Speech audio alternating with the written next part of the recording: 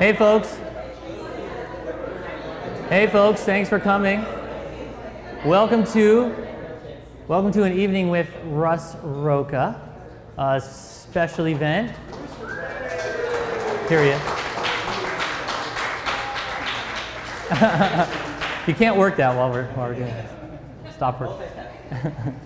So yeah, welcome to the evening with Russ Roca. This is kind of a new thing for bikeportland.org to kind of bring interesting folks from either in town or that are passing through, because a lot of interesting bike people do pass through this town, and there's obviously a lot that live here as well.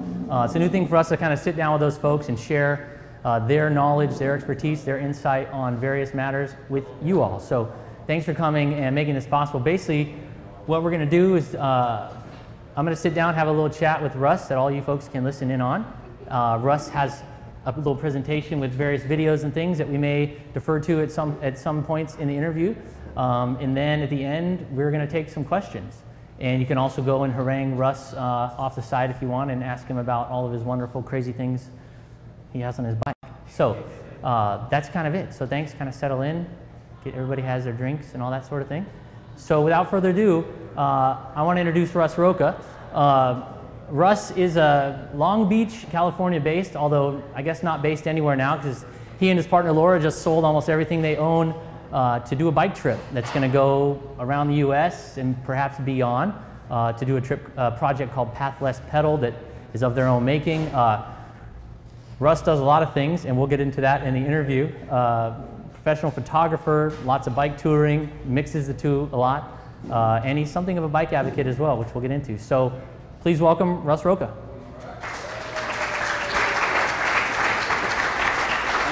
Russ? I don't know if this is working. Did you turn it on? No. Thought they did. Levels testing? Is it hot? Yeah. Hello. Okay, good. And we have to give, let me just give a quick thanks to Dan Kaufman, our audio guy here.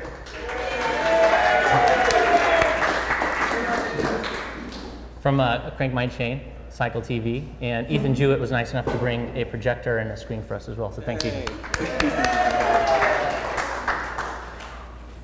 So Russ, let me just say first, this is the first stop on their Path Less Pedal trip that Russ and Laura have gone on. So they basically took the Amtrak from Long Beach, starting off in Portland. In the last couple days, they've already been fully engulfed in some of the Portland bike scene stuff. I've met some great people already and have did a bike move yesterday. So, but first, we'll get into that later. But yeah, let's just kind of rewind 8 years or so. You weren't always car free. So right now you don't own a car in Long Beach, which is saying a lot. There's a fair amount of people here in Portland that don't own cars, but I think in Long Beach it's a little more rare, suffice it to say. But so 8 years ago, you reached a point where you had a pickup truck that needed some work done, so what happened? Yeah, well, I had a truck, and then the truck died. And, you know, I did the math. It was a 1982 Nissan pickup. It wasn't worth a lot. And I decided to make a kind of a personal social experiment to see how long I could get along in LA without a car. So, at first it was difficult, but then, slowly I became more active. I stopped smoking. I lost all sorts of weight, and it was truly a life change. And then, at first, before the bicycle, I was actually inline skating, it's kind of hazardous with all the camera gear, but eventually I found the bike. So obviously there were like personal changes, physical changes. You lost, what, 25 pounds, I read? Yeah. So that was a big deal, and it changed your perspective on life in general? Everything. Changed my perspective, especially on transportation and how we take it for granted, or how much the automobile is subsidized in our society, and I really started to view transportation almost like a civil rights issue, especially with bicycling. So you weren't like a huge bike enthusiast prior to going car free? No, I came to cycling really, really late. Right. So but you were already in the photography world. You're a photographer. You did it professionally. That sort of thing. Yeah, your business was just getting going. Yeah, I was making a transition from doing graphic design to photography at that time. So how did eventually you found the bicycle? You came in touch with the bicycle after the rollerblades proved not super effective. So tell me how when you first got a bike, what that meant to you, just from your perspective, and also sort of on your career path. I understand it had a big impact on where you went career-wise. Yeah. Well, I had kind of a sheltered Southern California childhood. So I rode a bike as a child. Okay. But it was always on the sidewalk. You know, to ride in the street in LA, it's so kind of revolutionary. So when I got on the bike, I started riding. I really felt like a kid again. You know, I felt like I discovered this secret machine that could get me throughout the city, and I wasn't paying for gas, or I wasn't paying for parking. So it was really liberating and, you know, rejuvenating in lots of ways. So career-wise, yeah. Now that you didn't have to worry about a car, how was that? How did that impact sort of the photography business? Well, not having a car and being a photographer is kind of difficult because you have just so much gear. I mean, you know, and Ethan probably knows. It's like you have the camera, the lenses, lights. So, you know, I had to carry my bike, but at the same time, I had to explain to my Los Angeles clients what I was doing, so they didn't think I was some kind of crazy homeless man on a bike when I rolled up. Right, that's what's amazing to me is, I mean, even here in Portland, right. Bikes aren't the dominant paradigm by any stretch. So, I mean, I grew up near Long Beach. I actually grew up in Long Beach for a while and then moved a little bit south. And I know that there, it's not even anywhere near what people think should be like, you know, something a professional should do. Right. So, I mean, given the fact that you started getting photography clients, was that ever a concern for them? And sort of how did you deal with that question of like, what do you mean you don't have a car, or what, how are you going to not show up sweaty? And right. Well, that's kind of when I came up with the whole eco-friendly bicycling photography idea. I needed some kind of shorthand to communicate, you know, why it was I was coming on the bike. And at that time, it was kind of just when there was an interest in you know, being green and everything. It wasn't all marketing. You know, we recycled home. We had a vermiculture composting thing. So it was really just kind of a natural extension of my business and my personality. So I kind of used that. I figured, you know, I'm a photographer, I'm in LA, I don't have a car. I have to turn this big lemon into lemonade. So I kind of, you know, created that, you know, made it a shorthand. And some people got it, some people don't. I mean, you'd be surprised. I get questions like, so what does that mean? Does that mean you take pictures of only bicycles, or you take pictures while you're riding your bike? So it's not as obvious as you'd think. So you do all your work from your bike, and right. I mean, what kind of work do you do? Just for folks who maybe don't know what your business is, but I mean, so what kind of photography do you specialize in? Let's say? I do a lot of portrait photography. I shoot for the District Weekly and OC Weekly, which I guess would be the equivalent to like the Willamette Weekly. Lots of family portraits, also lots of corporate clients. Like I do a lot of work for hospitals, and the mayor's office in Long Beach has hired me a bunch. Local museum. So it's really, it's a widespread, but I tend to photograph people and kind of more like lifestyle photography. Yeah. Well, so what's the furthest you've gone for a client on your bike? The furthest was probably about 70 miles, and it was for a raw food shoot. Nice. And that really sucked actually, because it was you know, I wrapped up. It was in rush hour, and you know, it was actually one of my first shoots on the bicycle, and it was pretty tough, but it was a good time. But it happened. You did it. You got the shots. Yeah. Sorry, I'm sweating. No, that's fine. It's hot in here. Sorry about that, folks. Yeah, we're staying at a homestay on 130th and Division, so it's a little bit of a trek over here. Thanks for coming in. So, how much of getting hired by? I mean, I've been sort of following your work because I've known you for a couple of years now, and I think you have a pretty nice business. I mean, you're getting some good clients. It seems like people are taking you seriously. How much is your work, getting your work, how much of that is part of being a bike-based business and being green, which everybody wants to talk about now, versus you're just a really talented photographer? Right. It's actually very little, surprisingly. I mean, Discovery Channel came out and they did a day in the life kind of feature. You know, that was in Sunset Magazine, Rangefinder Magazine, and you know, press generates more press. It really hasn't kind of converted into, you know, bags of money, unfortunately. But you know, which is nice. You know, I get hired for the photography. A lot of it's word of mouth between clients. So they really respect the photography first. And you know, for some, you know, that I travel by bike, and you know, I have this kind of philosophy. You know, it pushes them over the edge. Right. So I mean, you mentioned some of the places you've been featured in, which I think is great, because from what I've been reading sort of about your background, you clearly are a bike advocate in the sense that, you know, you're obviously trying to have, you want people to see biking in a different way down in the car culture of LA. Right. I mean, do you think you being bike-based has had that result, that impact of getting people to see bikes in a different way?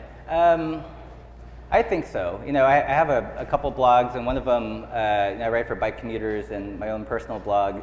I've gotten lots of comments and emails, and they'll say, you know, geez, you know, my commute's only 2 miles, and you commute all this way with the camera gear. It's really inspiring, or you know, it's been a good story for some people on the personal level. Awesome. So we'll get into some of the more of the impact later, because there has been actually a big impact as far as Russ's, I don't know what you call it, like citizen activism has gone around bikes, which is exciting. But first, tell me about your custom Belenki that you had built specifically for your photography business. Right. I was using an Extracycle at first, but I found that you know, at least the frame I was using was super flexy, so I needed something that was a little bit more rigid. And I was doing a search on cargo bikes. I considered the Bach Feets, a Long John from Cat, and everything. But then at the end of it, you know, I really like the Belenki. Primarily, well, one reason is because of the sign. The sign is just so classic. You know, he has a guy that does hand lettering on the bike and looks very old world. So Belenki is a custom builder in Philadelphia. So Philadelphia custom-based builder, Belenki. So sorry. Right. And the bike, you know, it's a compromise between the Bach Feets and like a cycle truck. You know, it doesn't quite have as much of, there's a photo of it there. Okay. You know, it can't carry as much as a Bach Feets, but it's a lot more nimble and maneuverable, and it carries, you know, my Pelican case and my light stands and everything pretty well. So you thinking about the fact that you guys had to sort of get rid of a lot of stuff to do this Pathless Pedal project, was it hard to get rid of the Belenki, or you didn't get rid of it? It's in storage? It's in storage. Okay. Okay, good. But it was a tough day. You know, I was shooting up to about 3 days before we were to leave, and I remember the last assignment I did on it. I made a little video. I got a little teary-eyed, just because it's, you know, so much of my identity at home, and it took me to a lot of places, and we did a lot of shoots together. So it's a way packed safely. Right, so not having the Belenki, you can't carry as much stuff, you're on this trip. I'm trying to carry as much stuff. Yeah, I can tell. But you've had to be innovative with what kind of gear you can take. So, you know, are there some things that you could share with folks about some of the ways you've been able to keep documenting your trip as a professional photographer? You've done a lot of journalism pieces as well, so yeah. He doesn't just do the standard, you know, still photography, but he's great. He does video, audio, all sorts of different multimedia content, and amazingly, he's able to do that all from his bike. You know, several hundred, I don't know, 1,000 miles from his house, and he's going to continue doing it through his trip. So, what are some things that you have? I know the iPhone has kind of been revolutionary for you, and you just got that. Right. So, can you share a little bit about that, and then do you have some stuff on the presentation you can kind of take folks through? Is there intranets here? There should be. Is it on your PowerPoint? I was going to show the bike move video. Oh, right. But is the web? I'm not sure if there's web. It's online. It's online. I don't know. I'm not sure if there's a Wi-Fi signal. Oh, I took them for their public here. Okay. Okay. Should be good to go. So the bike move video, was that your first? So one of the projects, folks, for the Pathless Pedaled idea that Russ and his partner over here, Laura Crawford, are taking on. She's joining him through the whole thing. So one of the basic, one of the ideas is to go and not just document their journey, but document folks around the country that are doing things a little bit differently, doing things. How would you explain it? Like the way that what you're looking to document. And Bike Move is a perfect illustration of one, but like what kind of things are you looking to document? Well, if we have a tagline for the site, it's you know, in search of a life less ordinary. You know, we really want to find people that are kind of living outside the status quo, that are innovative, that are taking risks, and you know, really living out loud. Or you know, in the case of the Bike Move, something that's at least kind of non-normative and you know, kind of counterculture and just good fun. So you know, we stumbled into town. We ran into Donna, and she loaned us 2 locks. And while we were talking to her, she told us about the Bike Move, and then we decided to go. So everything the past few days has been really serendipitous, and it's kind of neat. You know, we're you know, still in town for a couple days. So if any of you guys have interesting stories that you want us to profile, come talk to us afterwards. How are you doing on that? Yeah. So we're just going to quickly here watch what is the first installment of your project, right? Is that right? Yeah. Portland yeah. Bike Move. Awesome. How we doing? So this video is kind of interesting in that it was all shot on an iPhone and edited at home. So one of at home or at coffee shop. at Want me to put the mic on this or something? yeah.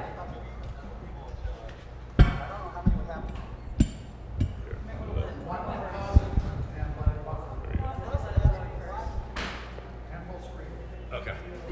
Thanks for bearing with us, folks. Appreciate it. So while that's getting set, I don't want to have you talk over it, but. Yeah,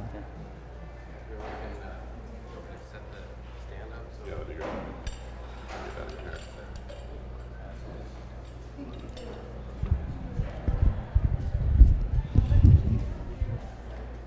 Okay, I think when you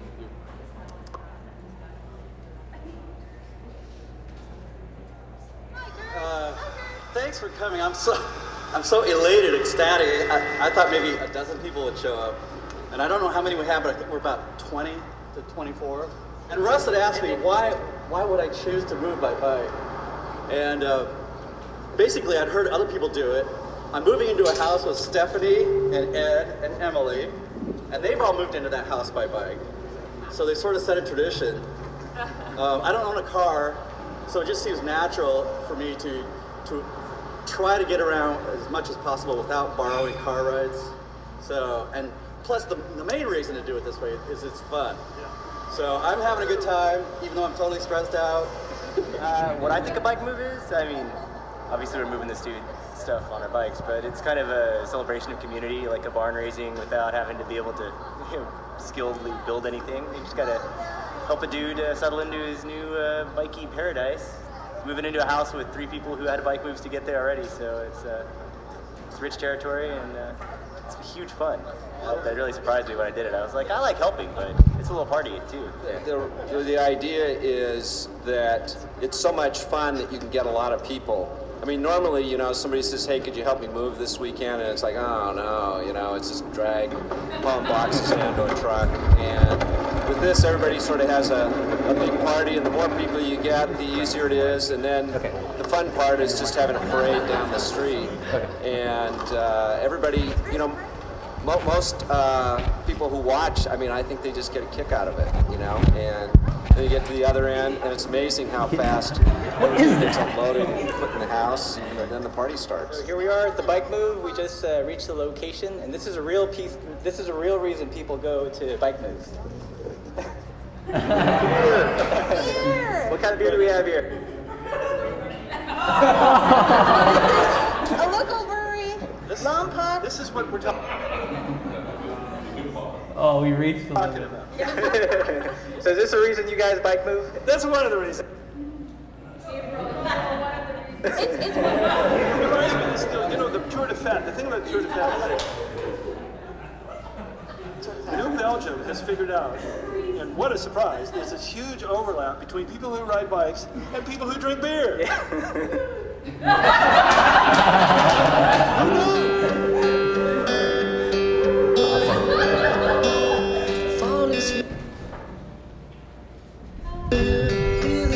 Awesome. So, as a fellow sort of fellow bike riding journalist geek guy like myself, I'm really excited how you were able to capture this stuff and produce it so quick, especially given that you don't have the confines at home to do it on and all your regular equipment. So, can you share with folks what you're using on your iPhone to gather these things, and maybe a little bit about the helmet-mounted shots, which I think are really great? Yeah. How many people here have an iPhone? Just out of curiosity. Do you guys have the 3GS with the video? No. No? Okay. Sorry, but no. But one of my philosophies I've learned when we're traveling and trying to document things, it's the best camera you can possibly have is the one in your hand that you're going to use. On our first tour, I carried big cameras, and they just weren't coming out, so I didn't have any pictures. And it's very similar with the video I'm shooting. It's so convenient to just whip this out and put on the video mode and and take some video. And what's really neat is when you shoot video with a 3GS, you can upload it in about a minute. It sounds like a commercial for Apple. But one of the things you can do, if you have just the iPhone and you're shooting video, it gets a sound source from the speaker here. So it's actually, you're going to hear more of yourself than your subject. So you can get these little microphones that plug in right here, and they make it more directional. So that way when I'm pointing at Jonathan, I'm taking video of Jonathan, getting his sound instead of my breathing or something. So this really expands the capabilities. And there's also a wide-angle lens that you can put on these guys. Because I think right now the camera is probably, I'd say about a 38, maybe a 40, so not quite wide enough to get an environment. But you can snap on the wide-angle lens, and it has more photojournalistic feel. Which you've ordered, right? You said it's going to show up. It's waiting for us in Corvallis. But the nice thing about having a wide angle, it really mitigates the camera shake of this lens in my shaky hands. So speaking of shakiness and trying to shoot maybe while on your bike, what's the deal with the thing on your bars over there? Yeah, that's a class of camera known as a POV cam, or point of view, and that particular one is a GoPro Hero Super Wide, and that just mounts on to the handlebars, or you can put on your helmet, or you can put on the back of the bike and shoot backwards. And it doesn't take the greatest video, as you can tell. I think the iPhone takes better video, but you can put it in places where you don't want to put your really expensive gear in. It's actually waterproof. So some people have, put on the end of a surfboard, or, they'll tie it up to their RC plane and shoot down. So it's a good kind of danger cam if you want to put it in a kind of sketchy situations. Awesome. So you have something of like an affinity for gear. I mean, not just to do your own stuff, but you called yourself on your website a product durability tester. Yeah, I'm really good at breaking things. Yeah, so. Right. But you started a blog recently called Epicurean Cyclist. Is that kind of related to that? And what kind of stuff do you review on there? And what's that all about? Yeah, I had my personal blog, and it was kind of what I've realized when you're blogging, you really need a niche message. So on my personal blog, I was blogging about photography and biking, and half the people were interested, half the time, and other people didn't really care. So I started EpicureanCyclist.com, and it's all about bike touring, with kind of a slant towards a Rivendell Velo Orange aesthetic, but also just kind of really nice things in general. So like nice cameras, occasional food review, and everything. And I really use that site to put products through their paces, especially things that don't get reviewed very often, but are really cool. For example, Laura and I have these Swift Industries panniers. It's like if you do a quick search on Swift, there isn't a whole lot that comes up. But I called them up, and their story sounded really interesting, so they sent us some panniers to review, and we ended up buying 2 pairs.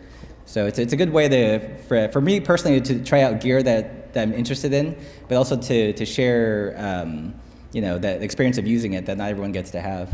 Right. So afterwards, if anybody has gear stuff they want to gear out about with Russ, feel free. And then also on a gear sort of note, there's this new thing called a bike burrito. Yes. And I understand you're behind with a friend of yours. Like, what's the bike burrito all about? Well, the bike burrito is it's a tool roll, and it has a really catchy name. But my friend Jamie in Long Beach, she makes it there. And what's neat about it is you can really customize it to the color of your bike. She does custom orders, and that came out of kind of the need for a way to carry tools that didn't look so techy or garish. So it's basically like a piece of fabric, right? That you put your stuff in and you fold it up like a burrito, and then you strap it underneath your seat. Yeah. Right. So it's really classic, really useful. Yeah, it's classy. You can throw it in your pannier, or use 2 leather toe straps and hang it off the back of the Brooks, or just strap it down to a rack. And she does custom sizes. Like Laura had one specially made to carry all her jewelry tools while we're on tour. Laura is a jewelry maker artist, by the way. Yeah. Maybe. So maybe they'll get one to show. Oh, there it is. So my favorite color is orange. Like burrito. So she tracked down. Oh, so it doesn't necessarily have to go into the seat. It can be. No. Yeah. Wow, look at that. I like it. Yeah, it unrolls, and this is my file, a very important bike tool. So bikeburrito.com. Very nice. So okay, well let's switch gears a little bit here. Yeah. From we'll get back to touring in a second here. The other interesting thing that I think is great about what you've been doing down in Long Beach, besides having a bike-based photo career, which I can certainly appreciate, is this way you've sort of gotten into bike advocacy in Long Beach. It's sort of a nascent thing. It's definitely fledgling. There's not a huge bike movement necessarily going on right now in Long Beach, but the first time I saw you get involved with this was around bike boulevards, which is something folks here really probably have heard a lot about. So in late 2007, you went to a neighborhood meeting where a bike boulevard project was going to be talked about, and it didn't quite go like you thought it would. They were proposing a bike boulevard, and it was, they were proposing to do it through this neighborhood that was really conducive to it. It was really used by cyclists. It was slow traffic, wide streets, lots of trees. It was really, really nice. But the problem was that it also ran through a really affluent neighborhood. And they came to the meeting, a bunch of cyclists came to the meeting, and it became this really us versus them situation. They thought that by promoting it as a bike boulevard, it was going to bring all the riffraff. They were saying, well, we don't want them, riding through our neighborhood. And I was like, who's them exactly? They didn't want to say it, but they were like, So Russ made a little stink about this on his website and other places, and because he has some friends in the media down in Long Beach, I think it got picked up, and he ended up writing an article in the local weekly paper. And let me just read something from that article. At one point, you sort of sensed some of the tension in the room. You went up and introduced yourself like this. Hi, my name is Russ Roca, and I'm a bike commuter. I have a college degree. I don't have fangs, and I'm not going to steal your children in the middle of the night. Because they were really afraid of that. They thought that we were going to bring crime, that we were going to vandalize and terrorize the neighborhood. It was so absurd. So where's that project now? That area, unfortunately, has a lot of money and it has a lot of power. So they've kind of, diverted that project, at least for now. Next time. So the next thing that I thought was really interesting is your ticket for not riding as far to the right as practicable. So it was like May of this year, right? Right. So Russ gets pulled over for basically taking the lane on a major street down in Long Beach, 2nd Street, right? Yeah. Which is a pretty important commercial zone. Cop stopped him for not being far enough to the right, and you told him about the door zone and all these other things, and what ended up happening with that? Well, he pulled me over, and we had a discussion, I guess. And all he was saying was far to the right, far to the right. I was like, well, that's not exactly what the California Vehicle Code says. It says far to the right is practicable, which is very different from possible. Possible, I could write on the door if I were that skilled. But practicable means that, it has to be within the bounds of what I feel is safe for myself. And he disagreed, so he gave me the ticket. And that day, I went home, I blogged about it. It got picked up by LA Streets Blog, a bunch of LA bloggers. I wrote to our city manager, the council person, and within a couple hours, it got to the chief of police. So it got the ball kind of rolling. Well, it definitely got the ball rolling, right? Right. To talk about impact and how it was really cool to see your impact on advocacy in Long Beach. If I'm not mistaken, just in the end of June, they installed sharrows on that whole stretch of road, right? Right. The city did. So those are the first sharrows right. installed in Long Beach. Beautiful green carpets laid out for bikers. So was that hastened by your experience? It wasn't. I attended lots of meetings to make sure that they put the sharrows in the right place. Right. When it was first proposed, the engineers were like, well, let's put a little to the right. I was like, well, that kind of defeats the purpose. It's supposed to show the cyclists where it's safe to ride. They were going to put it in the door zone. So we made a big stink about it had to be in the middle.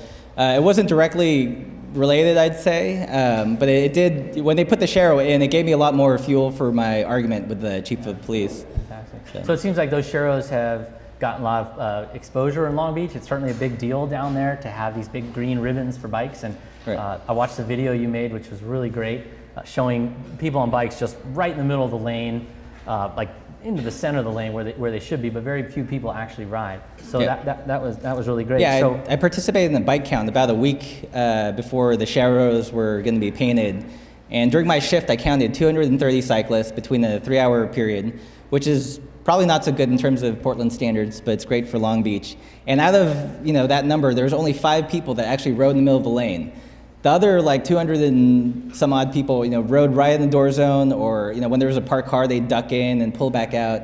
And it was just, it was really frightening to watch. I knew that people didn't really know how to ride in traffic there, but to sit there and count it was depressing. But since the sharrows have been put in, I have to say that a lot of people, there's a greater number of people that are riding in the lane.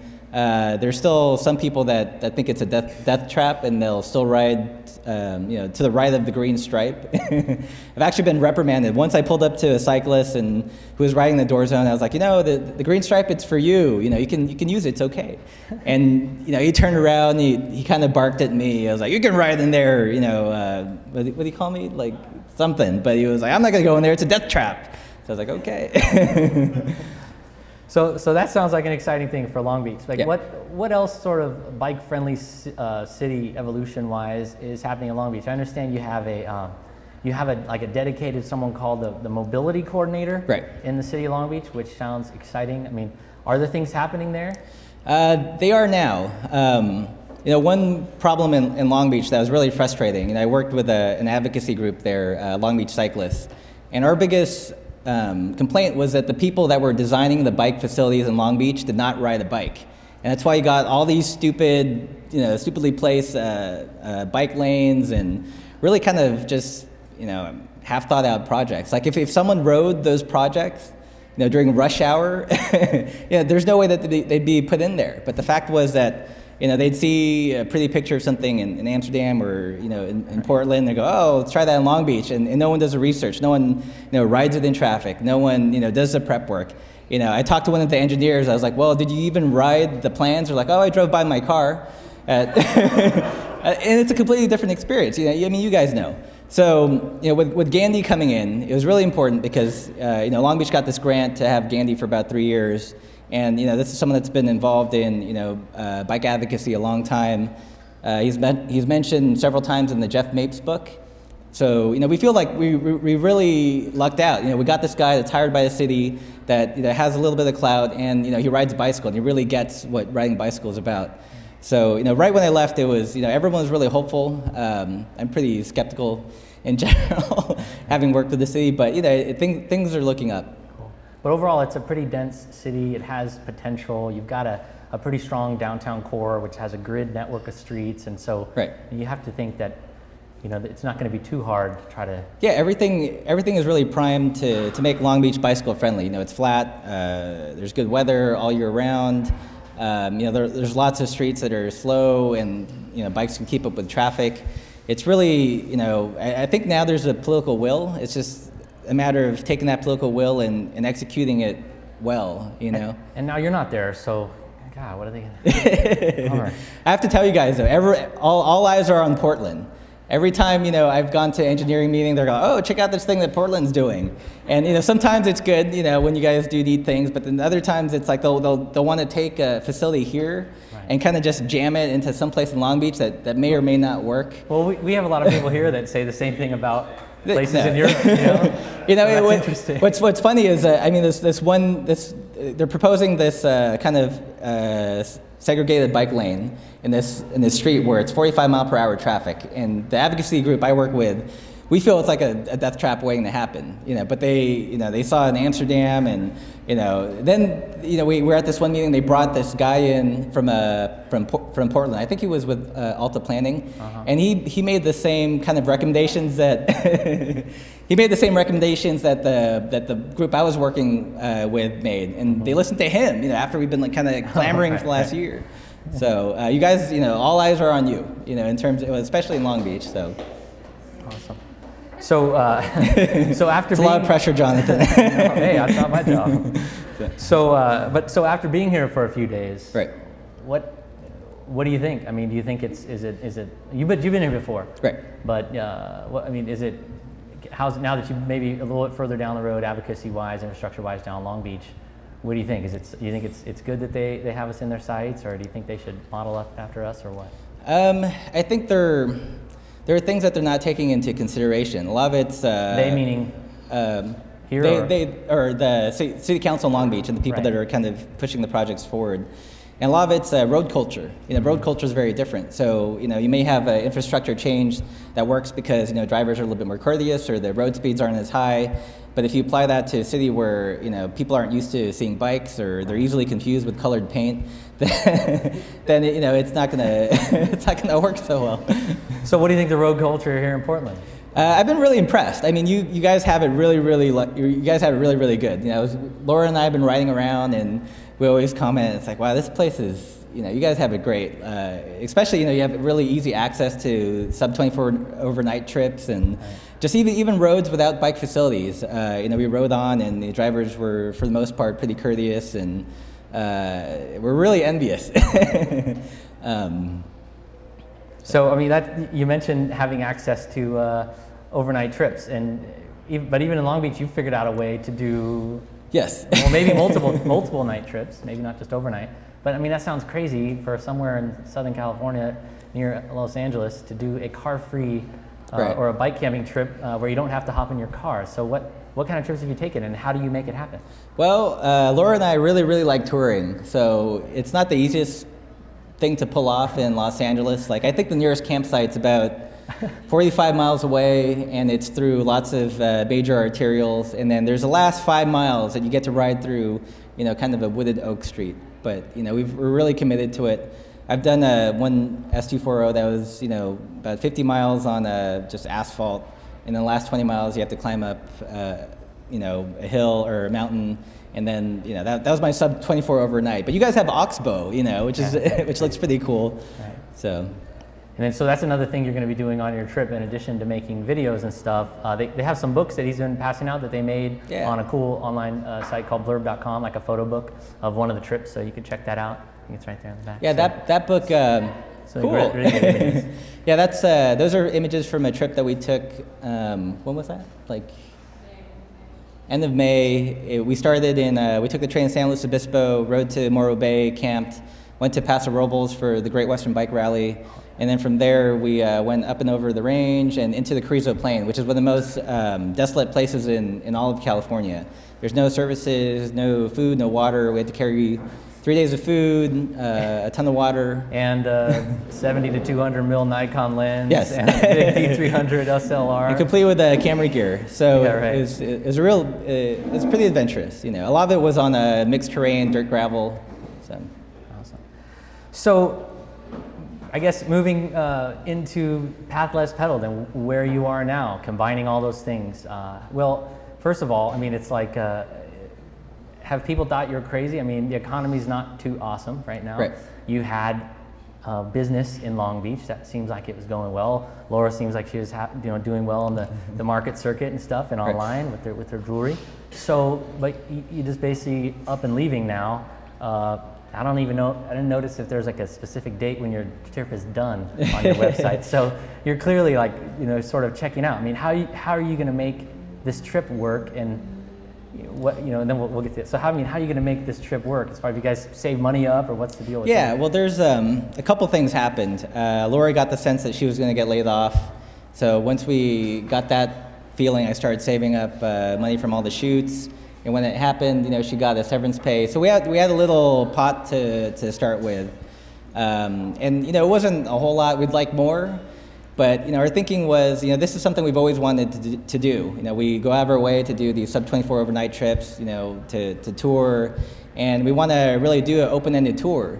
So our feeling was that enough of the planets aligned. Not everything was perfect, but enough that, you know, and it never is. I think that's what kind of kills a lot of dreams. It's like people wait for the perfect bike, or if I only had a little bit more money, or if I had this kind of gear, and you know, you wait and you wait and you wait, and you never go. So you know, we didn't have all the variables where we wanted it, but you know, we had enough to make it happen.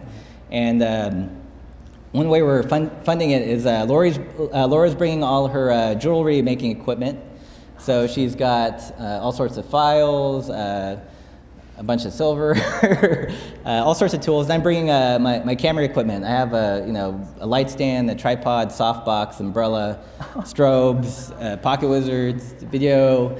So it's really a portable studio. I had a kit when I was in Long Beach, and I had to condense that kit to something I could take while on tour. So what we're hoping is, I'm going to use the gear to document interesting people and events, but also to hopefully get to the point where we can give advance notice in the city, and if someone wants to do a portrait or some kind of product shoot or food shoot, then we can kind of fund the trip along the way. So you're working as you go is kind of the idea. Yeah, it's kind of, I like the image of like two traveling artisans. They used to travel by bicycle, so we're kind of reviving that.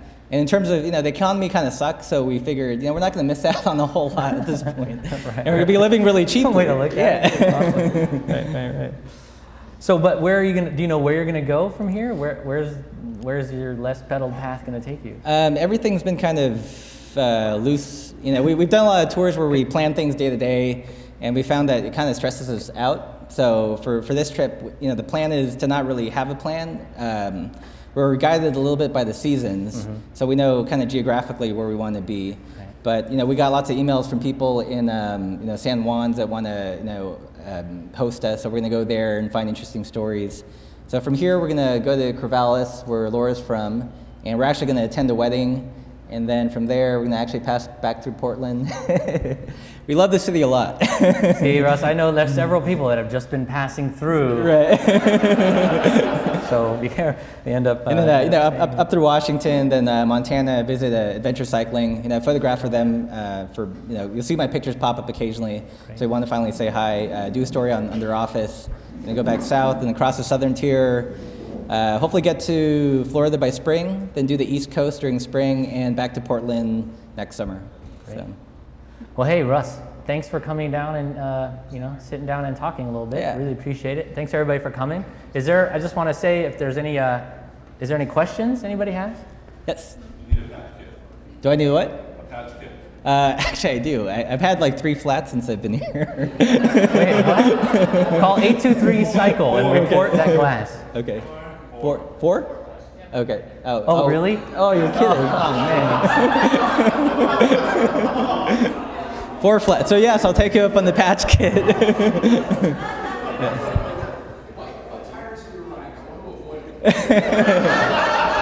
The question was what tires I was running. These are Panaracer Pacellas, and I really liked them up until about 3 days ago.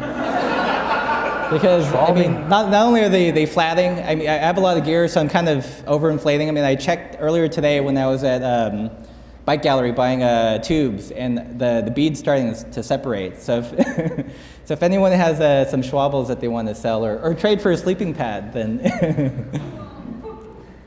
Question? Yeah. On any of the subjects we talked about. Yeah. How do you, especially time-specific photography events, as you're going forward, you're barring any mechanicals, in 17 days, I'll try to be there for your wedding. How do you? That's a good question. I actually have a shoot lined up in Corvallis, and we kind of gave them a ballpark figure of when we were going to be, and the date that we're definitely going to be there. It's going to be, I'm going to have to find clients that are pretty flexible or into it. So probably, weddings are kind of time-specific stuff, not so much, but, food can be prepared on the spot. Family portrait, you can generally do when we arrive. So, anyone else? Yes? Your wide-angle lens, you said, is waiting for you in Corvallis. Are you sending it to somebody's specific house, or do you have it just waiting for you at the post? Oh, no, it's Laura's mom is holding on to it. Yeah. I actually had a question also about Laura's business. How are you finding markets along the way? Well, actually, right now I sell online, and I just picked up a gallery in Olympia, Washington. So a lot of what I'm looking at this trip as an opportunity for me as an artist to kind of change myself from more of a commercial to more of a sort of one-off type pieces that are more kind of gallery focused, so that then I can kind of be slow at them, which is good since I'm not carrying a torch, and kind of send them off to various markets as I go along. And then also I make head badges, so that's an easy thing that I can do along the way. So. Head badges custom for bikes? Anybody? Out of silver. So. Yeah, a lot of what we're doing, it's kind of it's a loose business model that's going to change. You can always have plans, but sometimes it may not work out. So there is a business model, though. We're trying to less loose than I thought. You even called. Well, the fact we're going to run out of money at some point if we don't make money along the way. So we're trying to make it financially sustainable in a kind of a creative way. So we're kind of just open to what's going to happen and see what works. You need someone to do one of your Pathless Pedal videos on you. I know. Tomas. Were there any Yeah, actually, the first thing that got the first time I saw a bicycle tourist was actually on a road trip in 2003. We drove our car to Vancouver, and along the way, we saw these crazy people on bikes, with bags on their bikes going up hills. And when we got home to LA, and I did the research, I was like, oh, this thing called bike touring, and then I happened to walk into a used bookstore, and there was a copy of Miles from Nowhere by Barbara Savage.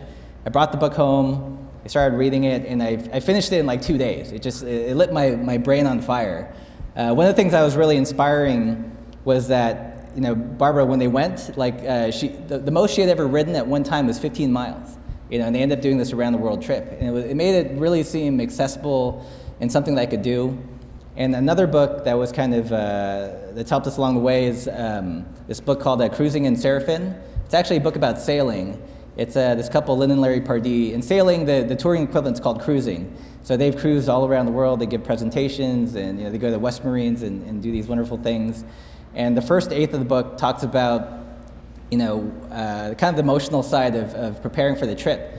And what they say is the toughest thing about it is deciding to finally go. Because once you decide to finally go, everything is just details that you can problem solve. But until you're fully committed, then it seems really overwhelming. And that's, I can say that that's really been the case. Once, a couple months ago when we said, okay, we're going to do this, there's the issue of money, and then we kind of figured that out. There's the issue of, health insurance. We figured that out. So once you make that decision, things will fall into place. And one funny thing that they say in the book is no one really wants you to go cruising, or in our case, no one really wants you to go touring, because your parents are worried they're going to get killed, your employer is going to be worried that they're losing a good employee, your friends are secretly envious, so you can't expect a cheering squad. And I can say that's true with my parents. But it's not, there was a lot of, like on our blog when you visit it, we've been blogging a lot about getting rid of stuff and kind of the emotional transformation, which I thought was really important to document. Because usually, when you pick up the adventure travel books, the bike touring books, they're always, in the middle of an adventure, they've already gotten rid of stuff, and I thought it'd be, neat insight for other people, that might be thinking about it, to see what it's like emotionally and kind of the brass tacks of getting rid of things. So, yes. You mentioned that you didn't have friends, you weren't there to take the children, but there was some mention about a college degree. What's your degree? It was American literature. I had a real roundabout route to photography. I did copywriting, and got into graphic design, and then I got tired of pushing a mouse around, but still liked the design aspects. So I started doing photography, did that as a profession, and now through all the blogging, the literature degree is actually coming back into play, which is nice. So, yes? How did you two meet? Oh. Well, we lived across the street from each other, and actually when we met, we weren't cyclists. I got rid of my car and started bike commuting. Then she started bike commuting, and then she got rid of her car eventually. And then we started doing some short tours. So touring and cycling is something that we really grew into together, which is good. Because usually it tends to be that when you're in a couple, usually one partner has a hobby that they really, really love, like photography, that the other one's not so hot into.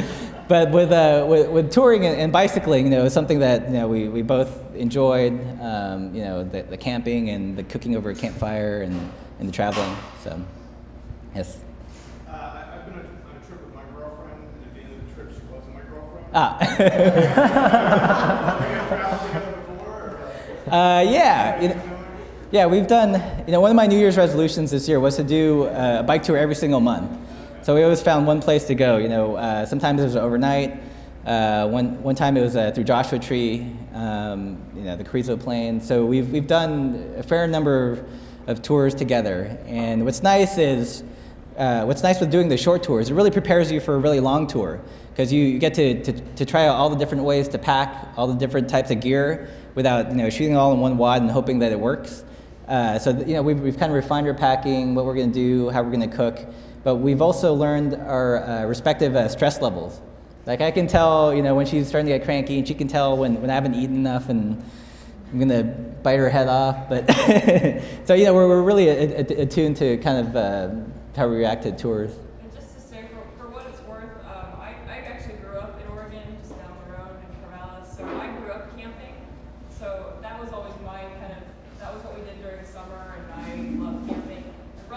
especially one that had to be convinced that camping was a good thing and he wasn't going to be eaten by the bears when he went out to the mountains. So does he try to rope around the sleeping bag? Any other questions? We'll take a few more and then we'll break because I need a beer and Russ does too. We can talk individually. I have a question about security, because obviously you're carrying some camera equipment along, she's carrying some jewelry, either, stuff for equipment along, and not advocating harms anyone, but you can't lock it up. Any precautions you take, what do you do? Well, I mean, we've gone on lots of tours, and we used to bring U-locks, but now we actually just use a wheel lock and a cable. The thinking being that there's always going to be one of us to watch the bikes. In terms of protecting the equipment, I'm not so sure. I mean, this is the first time that I'm traveling with a laptop and all the full kit. So I'm hoping, the thing that we're going to rely on the most is just kind of gut instinct and insurance. And insurance. Hopefully. Yeah, I think we have a post on what's it called on the search for medical insurance, which is pretty insightful if you guys want to read about it. Yes. He's got a lot of this stuff. Well, he's got a lot of updates and things all the way from selling their couch and getting ready for the trip at pathlesspedal.com. Yeah, one thing about the site, we're really trying to make it Web 2.0 savvy. So we have the blog, which is one level of interaction if you don't want us, tweeting about where we ate for lunch. But there's always there's also the Facebook fan page that we're planning to use as a discussion forum, and we're also tweeting with the iPhone. The neat thing about the iPhone now is you can have GPS, so I can take a photo, I can geotag it, tweet it, and within a couple of seconds you can know exactly where we're going to be. We're kind of we're chronicling the adventure in realish time, not quite real time, but real enough. So if you guys, depending on how closely you want to follow us, there's all those different avenues. Jeff. You have all that electronic gear. They make those little packs with the solar thing on. Right. Are you looking to getting that to recharge all those batteries? I considered it, but I didn't have enough time to find one and research and test it. So, what we're doing is I brought a battery charger and a stack full of rechargeable batteries. So whenever we get into a diner or something, we'll just plug in. I have an external battery for the iPhone. It lets me charge it like 3.5 times. So that can, depending on use, I can get by two or 3 days without charging the iPhone. So. On that note, does anybody, you or anybody here know about a generator battery charger? The question was if we knew anything about a bike generator charger, and I did some research, and there wasn't any commercial products available, which is really disappointing because I think it would make a killer bike application. A bike charger for your iPhone. How killer would that be? I found that Motorola did develop a dynamo-powered bike generator charger for phones, but they were only selling it to places like India and China or developing countries, because they didn't think that the US would be that big of a market for it. If you go to instructables.com, there's some DIY kind of hacks, but I'm not an electrical engineer. So people have made things, but there's no off-the-shelf kind of application that I know of. There are some things available. Is there? Yeah, if anybody has any questions on that. So I think on that note, I will say, again, thank you very much, Russ, for coming, and it was great talking to you. Yeah, thanks for having us.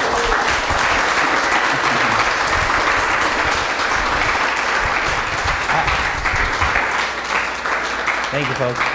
I'm also going to grab a helmet and stick it right up here, and people can put $1 or whatever they want to put in to help their journey succeed. We do have we just went to REI and upgraded our sleeping pads. So we have a perfectly usable one for $20 if anyone wants one. So feel free to come chat with Russ one-on-one. Thanks everybody for coming.